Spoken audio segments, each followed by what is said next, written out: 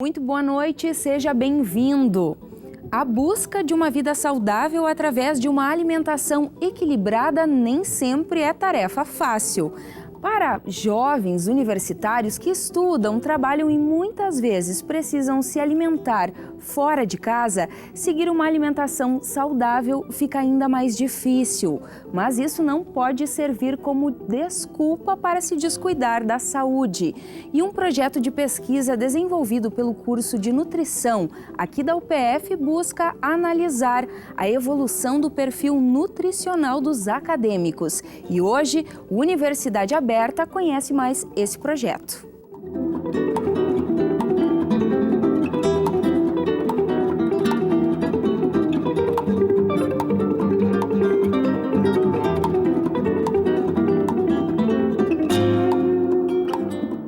Bem, mas antes de começarmos a nossa conversa aqui no estúdio com os convidados de hoje, vamos acompanhar uma reportagem produzida pelo Núcleo Experimental de Jornalismo em parceria com a UPF-TV.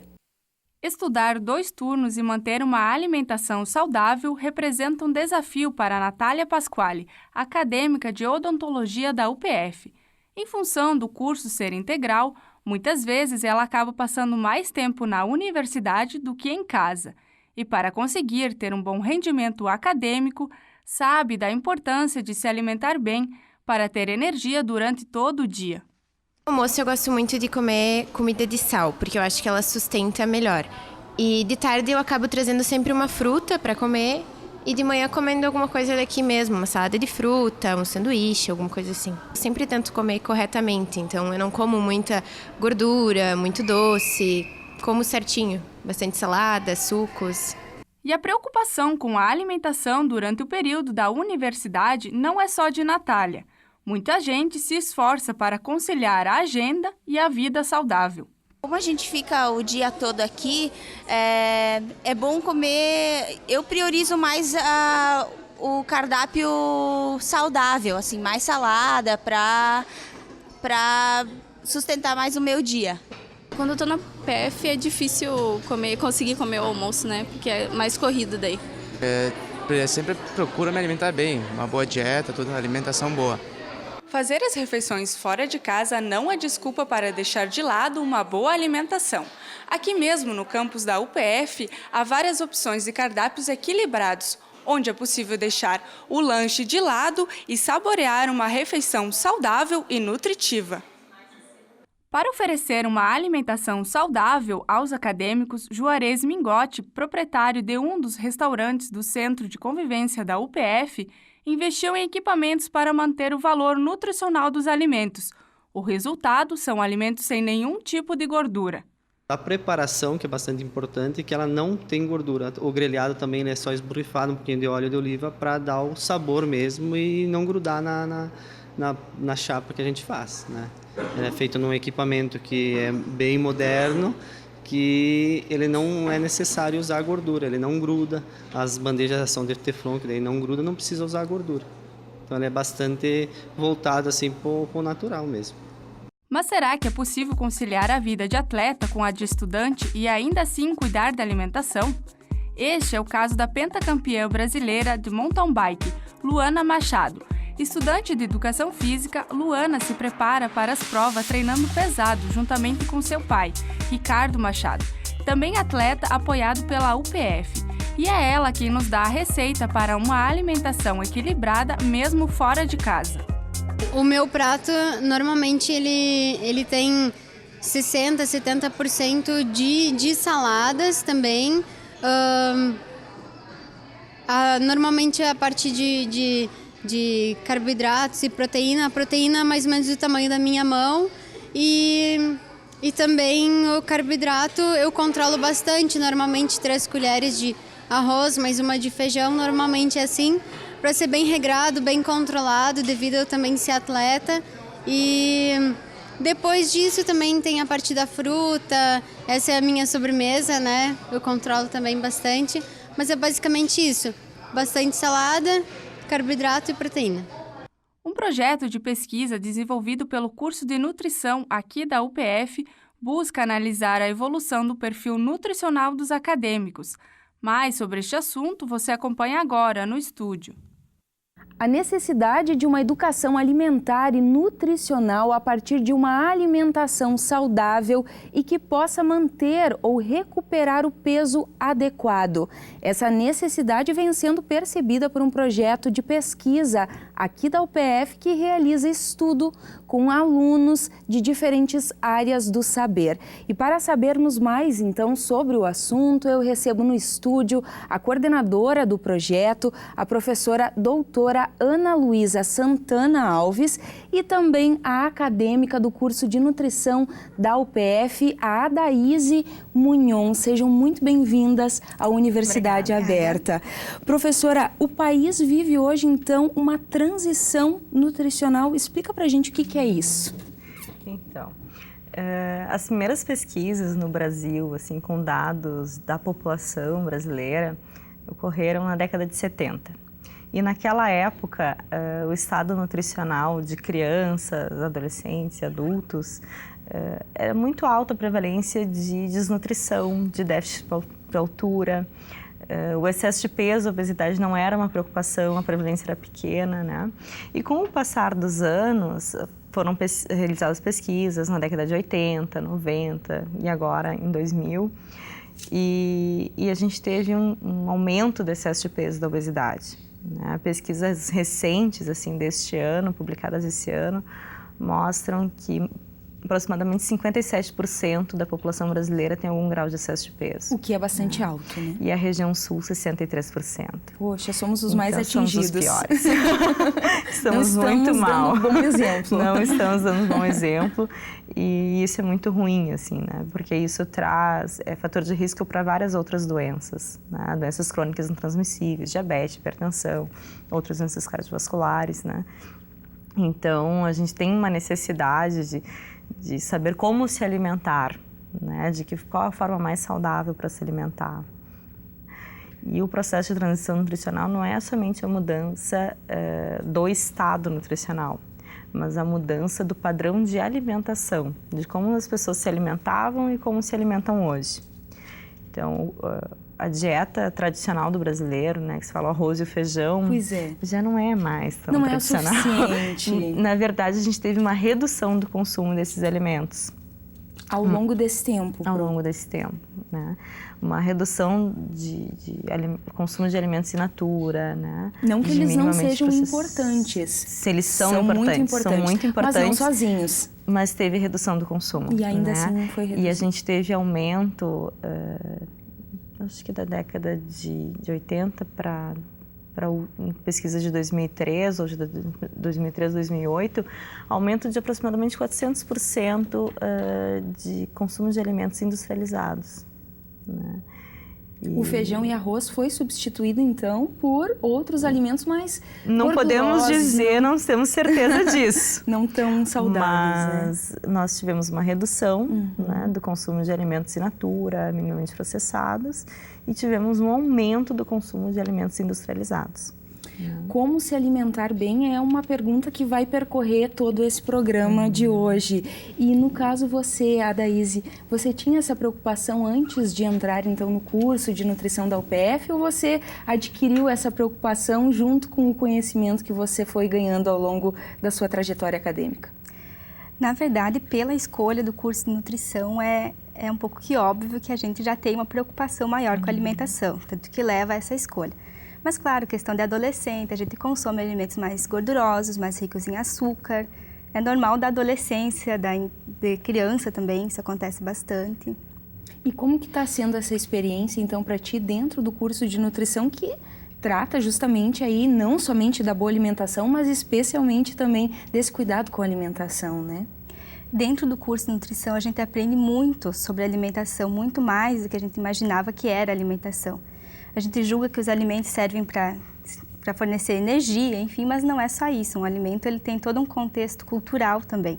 Então, não é bem assim a gente mudar hábitos. Ou seja, tem que respeitar a cultura, então, do local onde se está analisando, pesquisando. Não é somente trocar um alimento pelo outro e respeitar, então, isso. E a mudança de hábito, ela é muito lenta.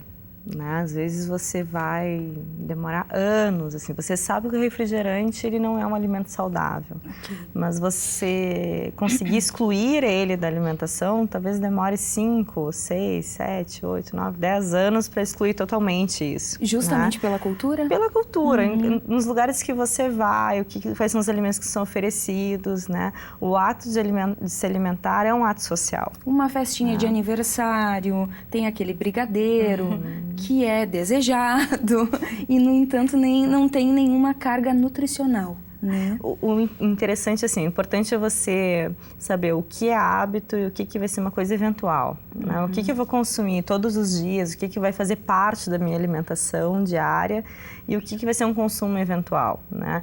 Você deixar de comer coisas que tem um aniversário de criança, você está se restringindo socialmente. Perfeito. Né? E isso, a alimentação passa a ser um problema, não a solução. E isso não pode acontecer. Né? Então, você tem que se permitir fazer isso, né? Agora, se você tem festa todos os dias, bom, aí você vai ter que escolher uma. Aí vai ficar perigoso. Porque aí começa a ficar perigoso. Então, ou seja, professora, não é cortar todo e qualquer alimento, é avaliar justamente o que é essencial para você ter um bom alimento no seu corpo e dispensar aquilo ou, eventualmente, aproveitar aquilo, mas não sempre. O novo Guia Alimentar para a População Brasileira, publicado ano passado, em 2014, ele divide os alimentos em 4 categorias. Os in natura, que são frutas, legumes, verduras, né? Os minimamente processados, uma carne embalada, o arroz polido, o feijão em pacote. Os processados, entraria o pão, por exemplo, um alimento processado, queijos e os ultraprocessados, né? E a base da nossa alimentação deve ser de alimentos in natura e minimamente processados.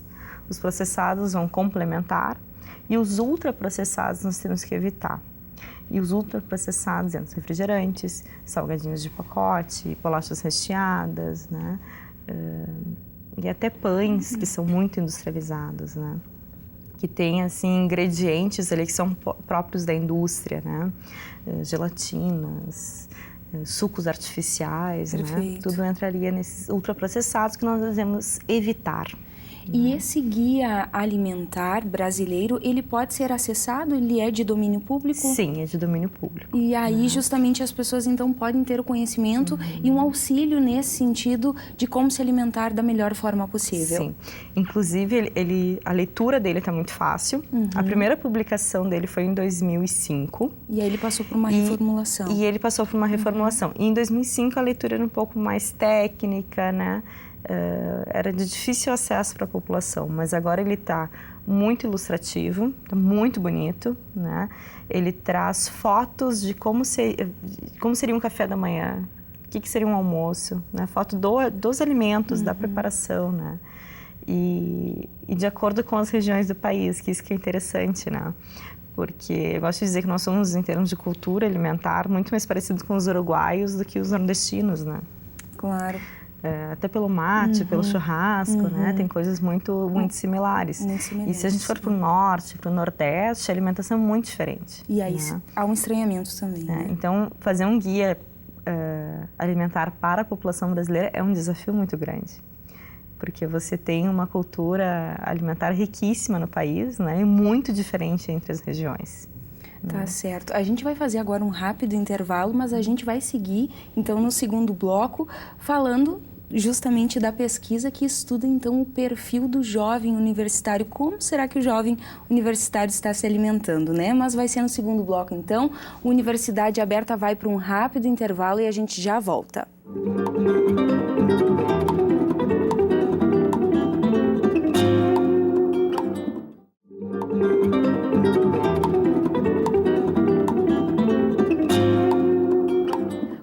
você está se alimentando? Substitui as refeições principais por lanches? O ingresso na universidade é um período onde acontecem mudanças também nos hábitos alimentares dos acadêmicos. E a Universidade Aberta de hoje fala sobre um projeto de pesquisa desenvolvido aqui na UPF que avalia a evolução, então, do perfil nutricional de jovens universitários. Continua me fazendo companhia no estúdio a coordenadora da pesquisa, a professora doutora Ana Luísa Santana Alves, e também a acadêmica de nutrição, Adaíse Munhon. Bem, professora, a gente falou muito sobre como se alimentar e a melhor maneira de se alimentar no primeiro momento do programa. E vocês, nesse momento, focam, então, o estudo, a pesquisa dentro do curso de nutrição para o perfil do jovem universitário. Por que a escolha por esse jovem, ainda que universitário? Bom, as motivações para essa pesquisa são, primeiro, toda a questão do estado nutricional da população, essa prevalência alta de excesso de peso e obesidade na região sul, né? Segundo, a necessidade de ter um projeto de pesquisa de baixo custo, né?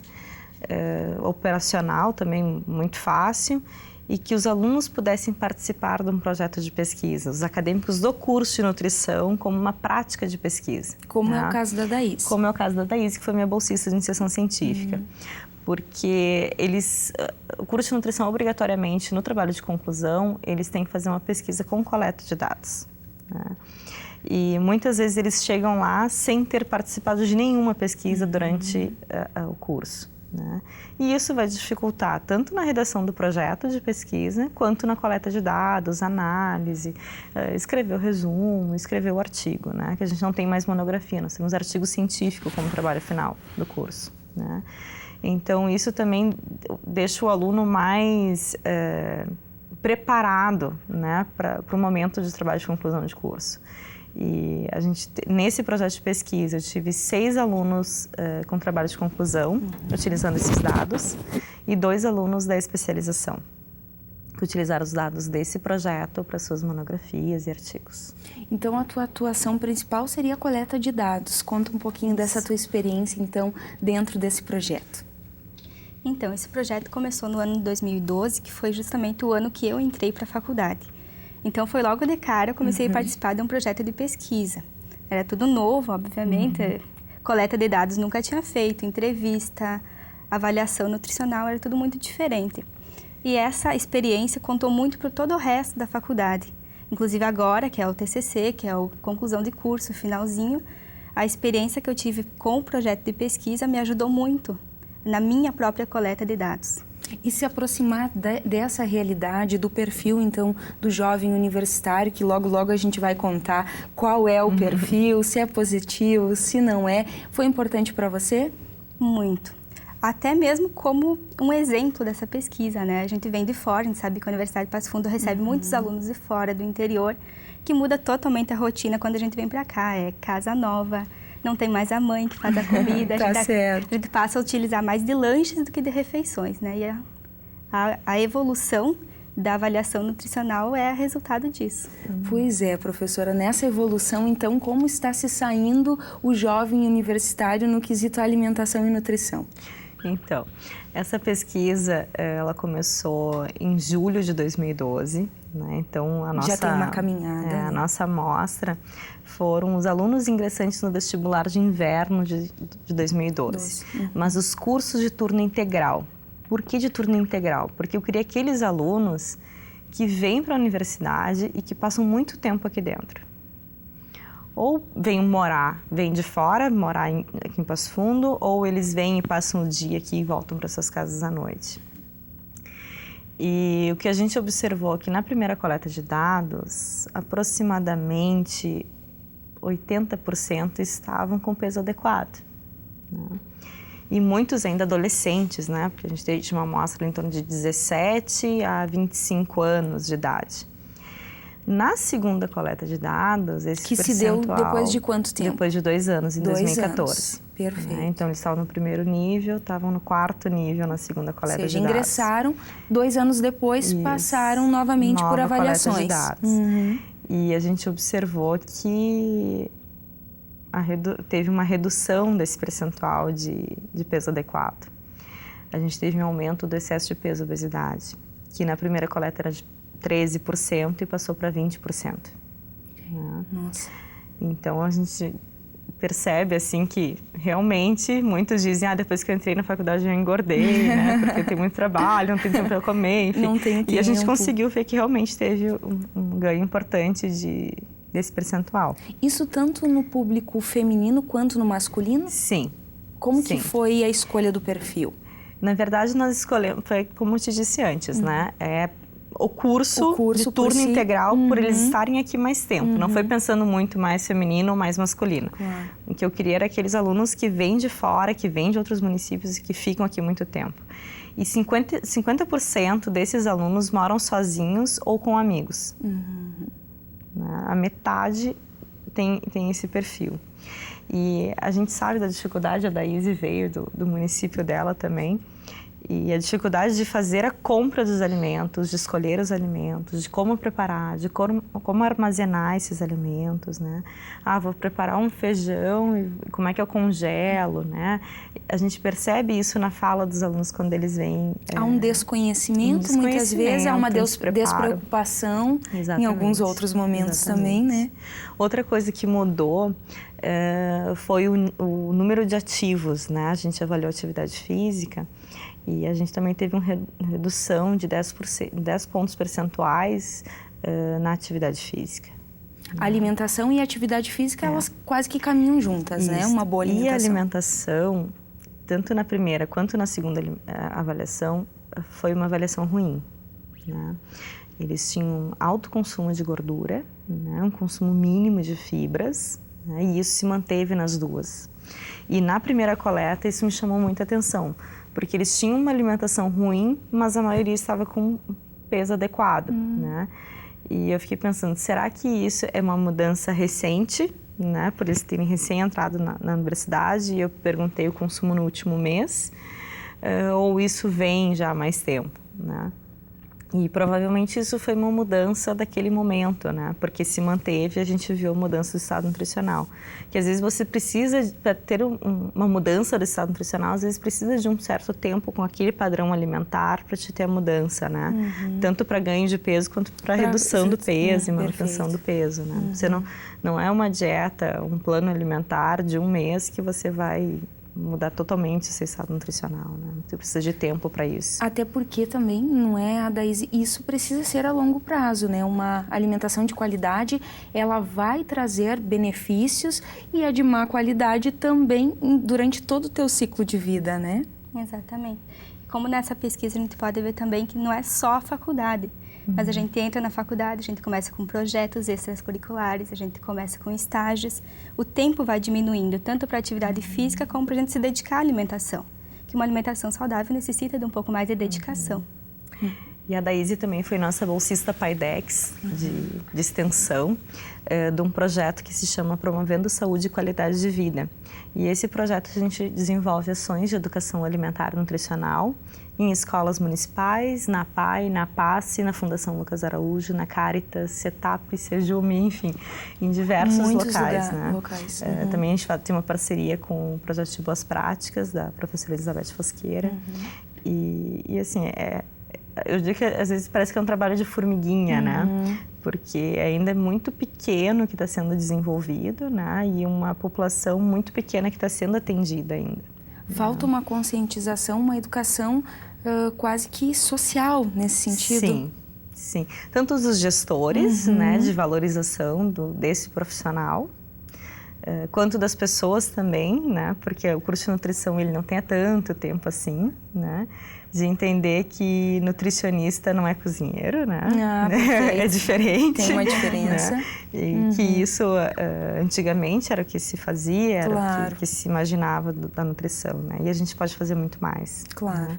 Principalmente ter o alimento e a alimentação como prevenção de doenças. né? Lá na atenção básica, lá na escola, né? Mostrando que uma alimentação saudável vai te deixar saudável, ter uma qualidade de vida, ter uma vida mais saudável. Tá certo. Ficam, então, essas importantes orientações. Isso, né?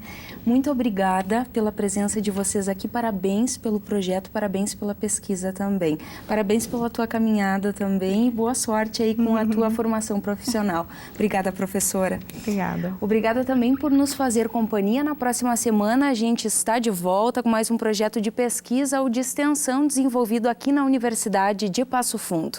Até lá!